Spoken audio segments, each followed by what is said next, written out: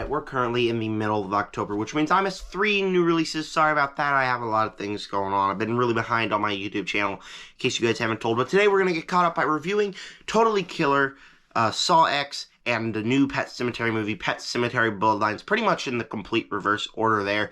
But anyways, yeah, so today marks the first official Halloween special 2023 of Zachary Movie Chat. This is the first Halloween special video. So, congratulations, we made it. Alright, now that that's out of the way, make sure you guys go down below and subscribe, hit the like button, hit the bell, and comment down below. What is your thoughts on Pet Sementary Bloodlines, Saw X, and Totally Killer? These movies released a couple weeks ago. I've been really behind. Some things have happened, and it's just been crazy in my house, so I really do apologize for not posting as much as I should. But this week, I'm trying to post non-stop all 5 days, get us caught up, do some Halloween special videos.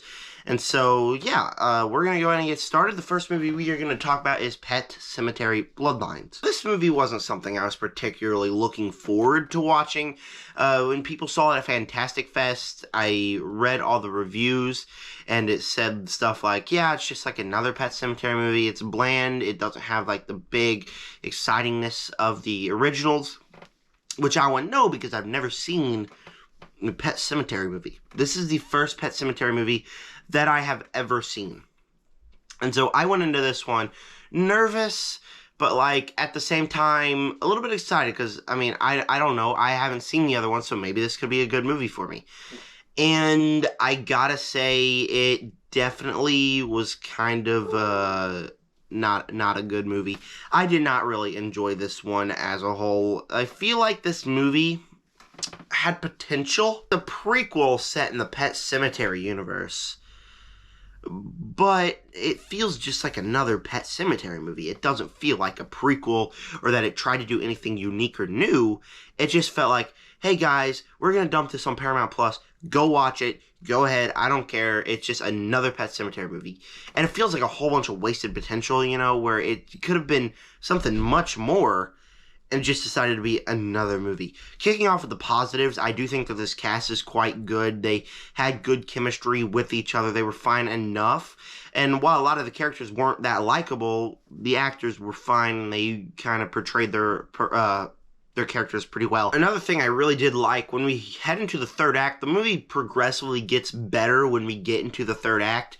The first 2 acts of this movie were kind of disappointing. Then we head into the third act to where we start off with kind of moving on to like from a horror thriller to kind of like a horror slasher, you know, to where these creatures, whatever you want to call them, these human beings that turn into zombies, go and attack people, and it was intense and pretty cool. And then when we get to the finale, even though like going through the tunnels and stopping wasn't really all that interesting, it took an interesting approach and made it much more of an interesting movie than the first 2 halves of the movie were. And honestly, I do like the Pet Sementary premise. I do like the premise of the books, to where there's a cemetery, and when people get possessed or whatever, then they turn into like kind of these zombie humans or whatever. That is a pretty neat premise for a movie like this, and for a franchise as a whole. Now where the positives go wrong, and I did say a lot of them already, this again just feels like another Pet Sementary movie. I like the premise. I like some of the things they do in the final act, turning it into a slasher. But going back in the past, going to Judd, who, like I said, I don't have any emotional attachment to him because this is my first Pet Sementary movie. But going back to this character, Judd, in the past, the first attack of the Pet Sementary, it just feels like another attempt to reboot the franchise. We're going towards a mystery to where I kind of already figured out it's not even that interesting because it's pretty predictable and pretty easy to figure out. Oh, what's going on in this town? Something happened. Oh, duh, it's the Pet Sementary and people are getting possessed. That is what is happening. And the movie treats it like, oh, we gotta figure out what's happening. And that's what the first 2 acts do. This first 2 acts were not interesting in the slightest because it decided to be like, yo, we got a mystery going on. Guys, no we don't. We don't need to know what's happening here, because we already know what's happening here. And so many horror movies these days treat their movies like mysteries when we already know the answers. And that's what makes the first 2 acts so boring and the final act so entertaining, because in the final act we get all the action and all the horror that we want. these first 2 acts, there was just like a couple scenes of the bad guys just sitting in the room like eating humans or whatever. That's all that the scary scenes we had until we finally get into the 3rd act where it gets a little entertaining. The 3rd act doesn't even fix the movie. Like, the 3rd act had a couple cool scenes, yes, and I do like the 3rd act, but I feel like at the same time, it still had another Pet Sementary 3rd act approach. Like, it feels just like the writers and the director were like, okay, you guys want a new Pet Sementary movie? We have potential to do something cool here. You know what? Let's go ahead and make this be one of the most bland and generic horror movies in our franchise. Bam! Bam, bam, bam. Okay. Yeah, that's the most generic movie that you'll ever see on Paramount Plus, and it feels like 100% a streaming movie. If this movie went to theaters, I would be severely disappointed because, I mean, it's a fine movie to sit down and watch on a Friday night when it releases, but besides that, it's really not nothing else, and I really wasn't all that entertained by the movie. I felt like it was kind of bland and not as good as it could have been, and so that's why Pet Sementary Bloodlines, even though I did like the 3rd act and I liked the cast, the movie was just bland in general. And so Pet Sementary Bloodlines is going to get a C- from me. Moving on, we're going to do Totally Killer next, the brand new Amazon Prime original movie. And speaking of streaming movies, this movie was a streaming movie, and it did not feel like one. That's right, changing complete courses from Pet Sementary Bloodlines to Totally Killer. I absolutely loved this movie. I think that this was an absolute blast from start to finish. If you know me, I love slasher movies. Look at me. I'm surrounded by the Michael Myers stuff. It's some of my favorite movies. I love Scream. I have the Scream collections. I love the Saw movies. We're going to talk about Saw X soon, but I love the Saw movies. I love any movies that are slashers and get you into the Halloween vibe. And so, imagine my surprise when I learned that there's a movie called Totally Killer, which features time travel, Back to the Future, which is one of everybody's favorite movies. That movie's universally loved, combined with slashers. I was excited. I didn't see a trailer. That was all I knew going in. And I sat down on this movie, and I think that this is the most fun movie of the year. I think this is the most rewatchable movie of the year. I think it's pretty fun to just sit down with your family, not even your family, just me and my brother, and enjoy this movie. Totally Killer has a lot of positives. The cast here is absolutely great. They're absolutely stacked from start to finish, and all of them have this teenage chemistry that they each have with each other. It's all the way back from, I think, like, was it the 1970s, I believe? And they all feel like they're from the 1970s, and they all have these good character arcs within them, and I feel like all the big characters go through the character arcs that they needed. The movie has a big feel of Scream here, to where it's a slasher, you're trying to figure out who the bad guys are, and kids die. There's even 2 killers at the end of the movie, and this movie has been released for a while. I did put a spoiler warning in the title of the video, and so there has been 2 killers in this movie. And it feels very Scream vibe, which, if you don't know, Scream is my favorite horror movie, and one of my favorite movies of all time. And it has that vibe that really, really works for it. The movie's also quite funny. I laughed at most everything that each character said. I mean, each of them also had great chemistry with each other, so that was another big thing. But the script and the comedy was actually written really well, and the script for the mystery was actually written really well. This is a really well-written script that it just finds a way to keep you on edge and keep you entertained through the movie. If you're getting bored, there's a slasher part. If you're lacking some funniness, there's a big joke that's really funny in here. And the script writers do a really great job here of doing that. On top of that, I do think that the reveals were quite good. The first part of it, I was like, that's a bit underwhelming. But then you get to other reviews and you feel that, atmosphere, and you feel the fear, and you feel why he did it, and it's a pretty good motive, and it's Scream worthy. Like, this could be a Scream movie villain. I'm getting tired of, like, the Scream movies being like, all these villains, and not enough of them are all that interesting. They just have a motive. Oh, because you killed my brother. Oh, because it's Scream, and we want to do it. This motive felt fresh and original, and I kind of liked it. And when you're talking about time travel movies, you got to notice all these Easter eggs that they throw at you. Like, oh, look, there's this part that we noticed from the future that she was in at the beginning. You notice at a point in time to where, in the beginning, where the daughter's having a fight with her mom. right? And the whole premise is about going back in the past, trying to save your mom from being killed by this killer. And the whole thing is, she has a fight with her mom. She goes into the past, and her mom says, I never talked to my mom that way, which is something every mom says, I think. And then you go to the past, and she's with her mom, and her mom is just being a complete jerk to her mom. Like, that's absolutely hilarious. And just kind of like little nods like that. Not just like little slip-ins, like they're just slipping something to you that you got to really pay attention and notice. All these things were really, really cool. And I feel like the time travel aspect really, really worked for this movie. Using time travel to, to their own gain, to do whatever they want with the movie. They kept the time travel rules, made a little bit of their own, and it kind of worked. In a very funny, very fun slasher movie. The kills were even quite good. I really liked the Sweet 16 killer. He was a really cool killer. This Totally Killer is just the world's funnest Halloween movie. I don't recommend this enough. I think that this one is absolutely fun and that you guys should go check this one out immediately, because if you haven't already, Totally Killer is the most fun movie of the year. I did have a couple problems with the beginning. How she goes back in time feels kind of weird, to where we go from all of a sudden her mom dies to these couple sad scenes, and then she's just standing in the park to where she's attacked.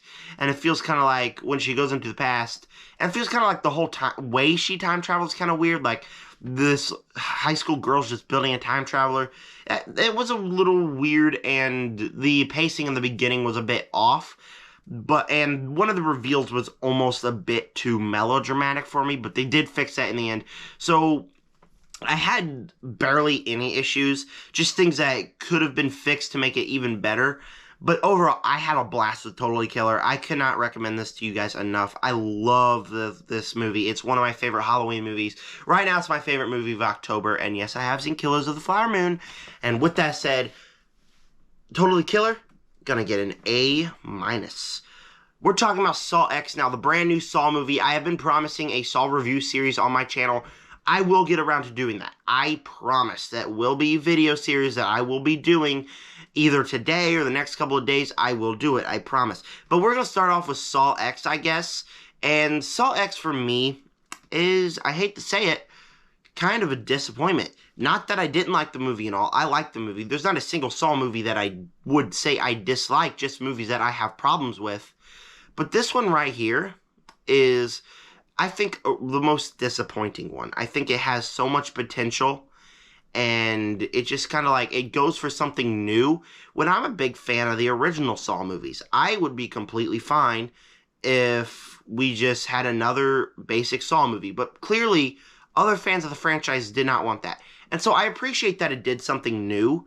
It brings John as the anti-hero, but then it also creates like a whole bunch of other problems, because you see that John is this guy who has brutally murdered several people at this point. He's brutally murdered a lot of people. And, like, even when we get to the later movies, like, he's murdered people because they said they survived a jigsaw trap, but he was helping people cope. That's kind of like a dumb way to kill people. So it kind of brings, like, that controversialness to the movie. We'll get more onto that later. But first off, let's go ahead and start off with my positives for Saw X. First off, like I did say just a second ago, John is the anti-hero, and it's a bit weird because, like, you see him doing all these bad things in the future, but it was a unique way to go through. And he's doing these things to people that actually deserve it. In the later films of the franchise, you're getting people, like I said just a second ago, and then you're getting people, like, that are just... There's one thing in Saw 3D where it's just like, they're racist. Yeah, we're going to brutally put them in one of the world's worst traps, because it's bad to be racist, but is it bad enough to be in a jigsaw trap because you're racist? No, I don't really feel that. Because, I mean, it's just like, some people just don't deserve it in the other films. This one makes the motive, like, because they scammed John. And so John's like, he's doing these terrible things to all these people, letting all these people die. And he's just going to go out and get them. And I think that is really smart and really cool, just to see John be the guy that we're rooting for. And he's there the whole time.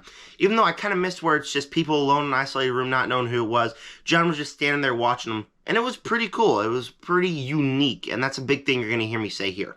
The traps here did not disappoint. The only one that did disappoint was the eyeball trap, and that's because the eyeball trap was so heavily promoted, and he just used it in like something that he was thinking he was going to do, but he didn't actually do it. And it wasn't even like the goriest of the traps, so I felt like a bit disappointed by that one. But all the other traps are cool. The one where she had to use like a handsaw to cut off her leg, it was like a bandsaw. I feel like that'd be much easier. But no, she had to cut off her leg herself. One where this guy had blades attached to his arm and he had to cut out these things from his arms.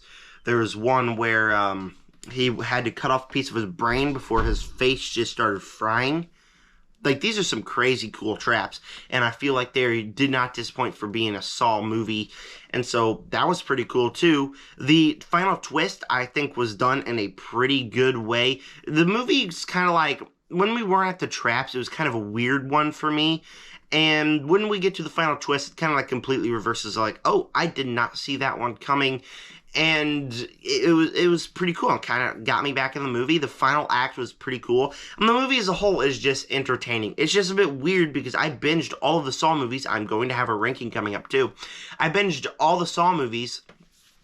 And it's just like weird going from Saw 3D to Saw X, like the very weird bit of jump. And so it was a fun movie. It was a solid Saw movie. It's not one that I'd much rewatch more than other ones, but it was a good enough Saw movie, and I liked it enough. I also did like the flashbacks to the rest of the franchise. Me, who just binged them all, I caught all of them, and I thought they were really good. And seeing Hoffman in the end was still pretty awesome because I'm one of those people who like Hoffman in the franchise. I think he's a really cool character.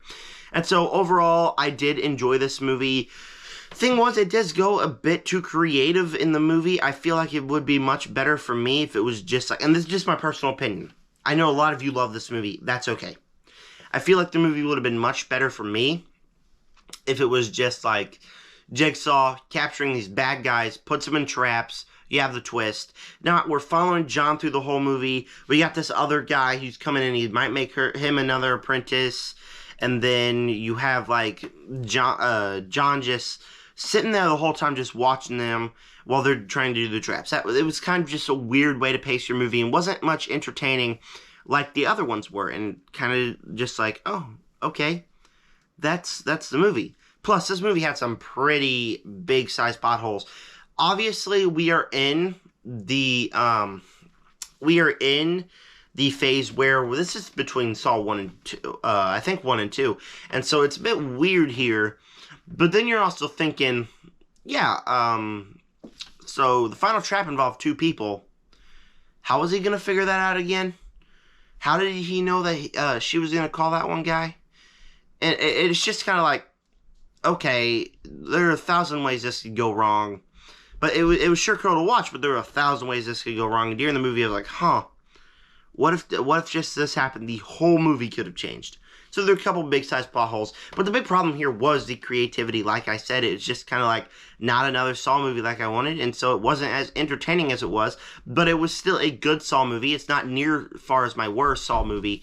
It was just a unique one for me, and it's a movie that I did enjoy. So Saw X for me is not the best Saw movie, but as a movie as a whole, it's better than a Saw movie in my opinion. It's not my favorite Saw movie like a lot of you are putting it as, but I did enjoy this movie, and I do think it's good enough, and so that's why Saw X is going to get a B- from me. Not a B-, a B. I don't know why I said B-. That's my bad. Also, in our Saw review series, we're going to be putting these in tiers, so let's go and keep with that. Obviously, I'm going to be putting Saw X in the B tier. Alright, thank you guys for clicking on this video. That was my review of these 3 movies. I want to know your thoughts on these movies down below in the comment section.